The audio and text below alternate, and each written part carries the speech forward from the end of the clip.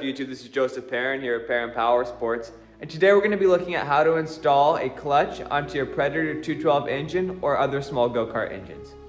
Alright, so the tools you're going to need for this project are a flathead screwdriver, a ratchet with a 1/2 inch socket, or a 1/2 inch wrench. So let's get into installing our clutch onto our engine. So the first step to installing your clutch is going to be to take your collar and slide it onto your shaft. Depending on the length of your shaft, you'll need to find the right size collar to correctly fit the clutch. Alright, so the next step is going to be to take our clutch and install it onto our shaft.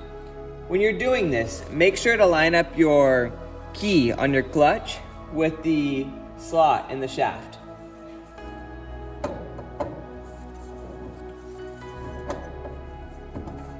So now that you've installed your collar and your clutch, the next step is going to be taking your bolt and screwing it into the shaft on the engine.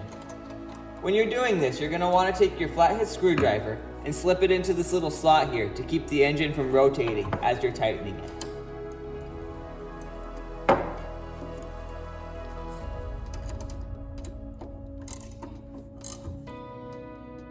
So now that you've installed your collar, your clutch, and your bolt, you're ready to install it to your go-kart or other small vehicle.